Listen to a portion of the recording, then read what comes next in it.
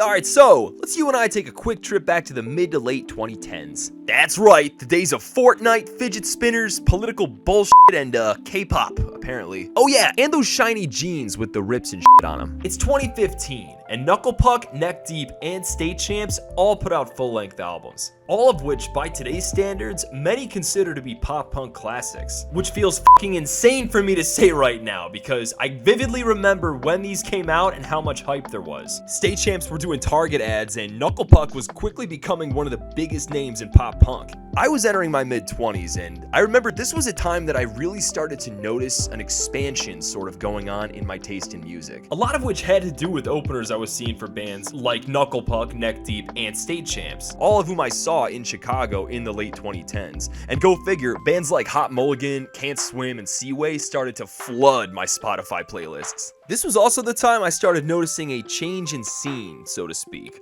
or rather, the thirst for the kind of music that was playing around me, i.e. that sort of jump around pop punk stuff, was starting to become more of an appreciation for that chill, midwest-emo with moshing sort of thing.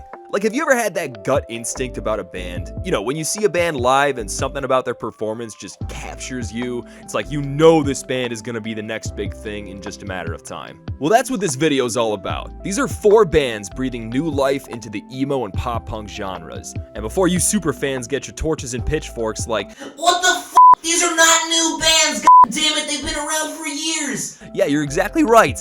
But these bands are new, not new.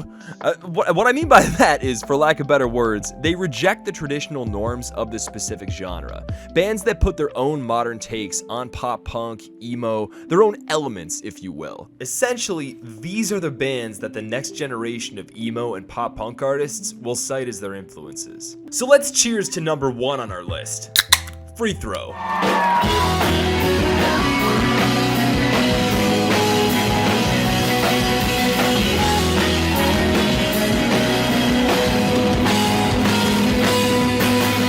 You know, these days in my old-ish age, very few bands get me emotional live in concert. Free Throw, on the other hand, is an absolute exception. Matter of fact, this very clip that you're seeing, Sub T in Chicago, that's me in the pit getting the whole thing fucking started with tears in my eyes. And not in like a this band saved my life sort of way, but rather in like an I need this moment now more than ever sort of way. I discovered Free Throw just before I graduated college in 2016, but didn't truly get into them and really appreciate them until into 2018, 2019. I like to describe their sound as sort of drunken emo with a healing element to it. Like, there's so much relatability within their lyrics, especially during a time of despair, like when I really started to appreciate them in 2018, 2019, working a job I fucking hated, and really the only thing I had to look forward to in my life was getting home, listening to music, and looking forward to the next show. Free Throw healed me during this time of despair. Like, I'll never forget how I felt going into their show in 2019 after The Corner's Dilemma came out. Soon as I heard those first notes to Palatown, it hit so close to the heart. Their lyrics touch on topics like alcoholism, addiction, anxiety, relationship issues, and their sound almost comes off in such a way that says like, hey, I know you're going through some shit right now, but it's okay. We're right there with you. You're not alone. Need a hand? Super pal?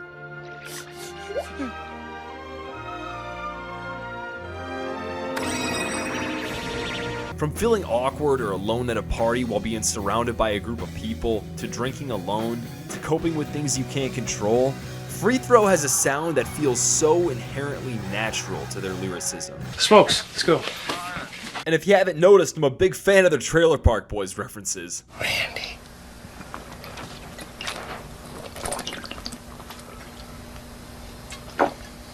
I am the liquor.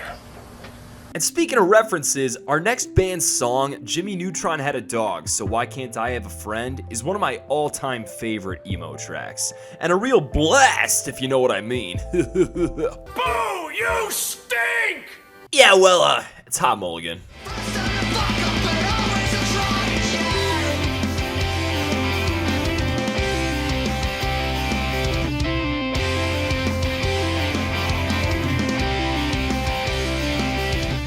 Hot Mulligan's another one of those instinct bands for me. Like, you can tell from their live shows alone, they were gonna be big someday. I remember seeing them open for Boston Manor in Chicago back in early 2018, along with Free Throw, Home Safe, and Save Face, and that crowd was popping off for Hot Mulligan. Like, matter of fact, I remember a good chunk of the crowd actually filed out after the openers.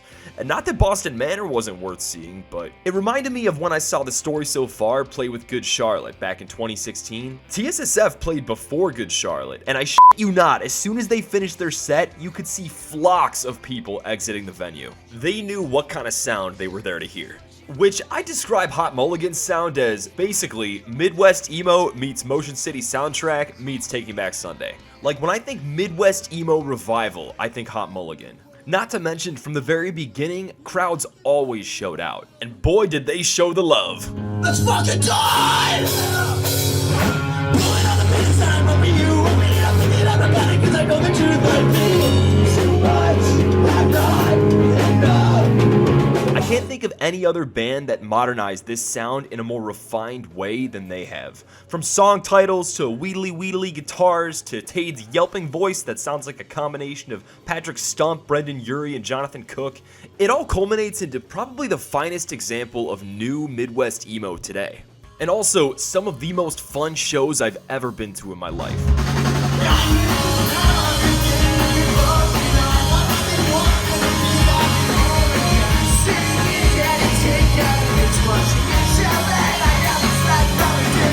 I firmly believe live shows are the biggest indicator of passion from any fan base. And sometimes all you need is a group of consistent, passionate fans up front jumping around, starting pits and crowd surfing to really catapult you into local, then regional, then national, then even international fame. Speaking of passion, it's no surprise being that these shows are in Chicago that the fans really give a fuck. And our next band understands that tenfold.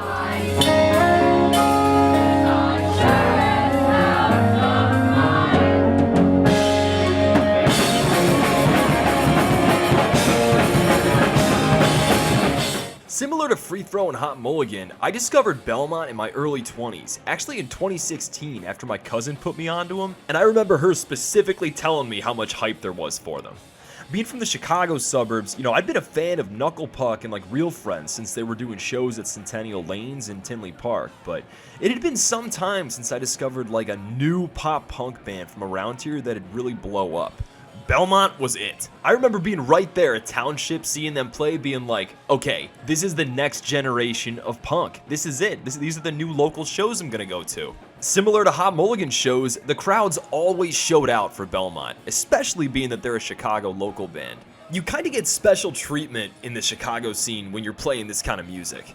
And I know I'm kind of edging a bit, lumping Belmont in as Nu-Emo, so to speak, but their sound definitely evokes some emo, even if it is coated in pop-punk riffs and metalcore drumming. Hell, I remember when they toured with Hot Mulligan. That show was like a Chicago emo's dream come true.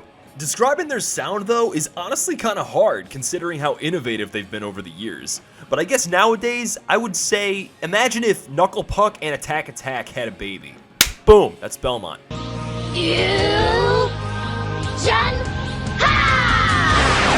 I'm losing inside my head. I'll understand what means justify event.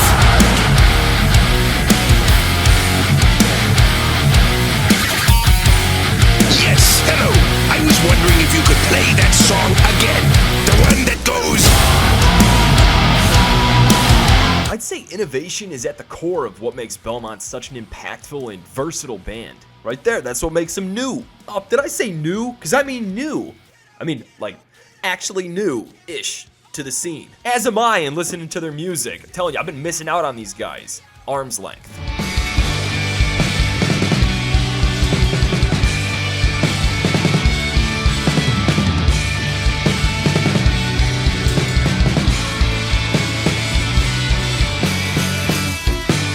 Guys have combined and manifested something amazing out of everything that I loved about the 2010s pop punk scene with the later 2010s Midwest emo-centric scene. Get two birds stoned at once. If there's one band I'm itching to see live right now, it's Arm's Length. I haven't felt this way about a band since I first discovered Hot Mulligan. They're just doing it differently.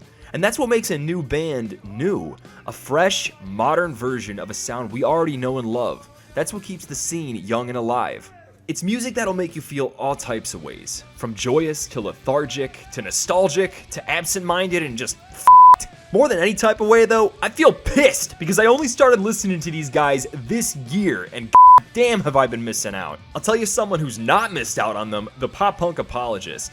Do yourself a favor, go check out his video on them. He does a hell of a job breaking down their debut album, Never Before Seen, Never Again Found, and showing just how genre-defining they are to the scene today. You know when a band releases something so good that you're worried about how they can possibly follow it up in their next release? Never Before Seen, Never Again Found feels like a genre-defining or at least genre-reigniting album for the scene. Amen to that, brother. Go subscribe to his channel. He's got so many good videos on so many good bands. Okay?